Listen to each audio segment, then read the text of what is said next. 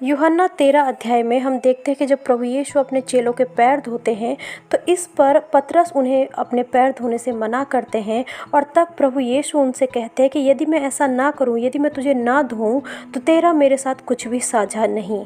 और यह सुनकर पतरस तुरंत उनसे कहता है कि यदि ऐसा है तो प्रभु मेरे पैर ही नहीं बल्कि मेरे हाथ और मेरे सिर भी धो दे।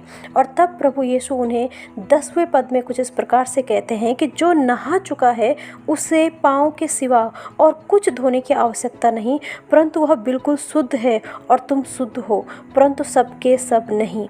अर्थात यहाँ पर दो बातों को हम देखते हैं, दो शब्दों को हम देखते हैं कि प्रभु यीशु ने कहा कि जो नहा चुका है उसे दोबारा नहाने की ज़रूरत नहीं है, लेकिन पैर धोने की ज़रूरत है। ये दो शब्द कि एक नहाना और पैर धोना, ये हमें क्या संदेश प्रभु यहाँ पर देना चाहते हैं, आज हम इन दोनों शब्दों का गहरा अर्थ समझेंगे। और इसमें देखिए कि नहाना, आप अपने दैनिक जीवन में देखिए कि हम रोज़ नहाते हैं और एक बार हम जब सुबह नहा चुके होते हैं तो ऐसा नहीं होता कि हम दिन भर में बार बार नहा रहे हैं। हम कहीं से आए, हम नहाए, कुछ काम किया, ऐसा नहीं करते, बल्कि हम दिन भर में एक बार नहाए हैं और उसके बाद हम कोई भी काम करते हैं, कहीं से आते हैं तो हम घर आके हाथ पैर जरूर धोते हैं, बार बार धोते हैं। क्यों?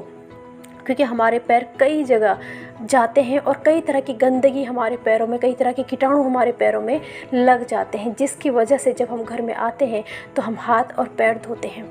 ठीक उसी तरह से हमारा आत्मिक जीवन है कि जब हम प्रभु यीशु पर विश्वास करते हैं तो उस दिन हम नहा चुके होते हैं, हम उस दिन उद्धार पूरी रीति से पा चुके होते हैं। अब हमें दोबारा उद्धार बार बार पाने की ज़रूरत नहीं है। लेकिन जब हम इस संसार में चलते हैं तो हम कई बार गलतियां कर देते हैं, कई बार जाने अनजाने में छोटे गलतियां, पाप हमसे हो जाते हैं।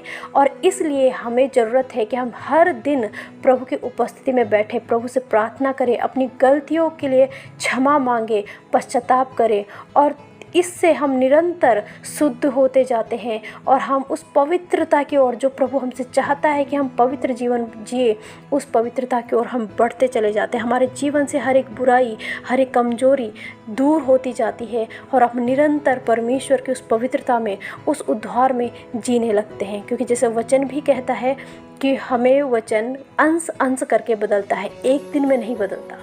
तो इस दो शब्दों को जो हम देखते कि नहाना और पैर धोना क्या है। नहाना है कि जब हम प्रभु पर विश्वास करते हैं तो हम उद्धार पा चुके हैं, हमें बार बार उद्धार पाने की ज़रूरत नहीं है। लेकिन पैर धोने का अर्थ है कि हम हर दिन परमेश्वर के सम्मुख प्रार्थना में जाए, अपने गलतियों के लिए पश्चाताप करें और निरंतर पवित्रता और शुद्धता की ओर बढ़ते चले जाए।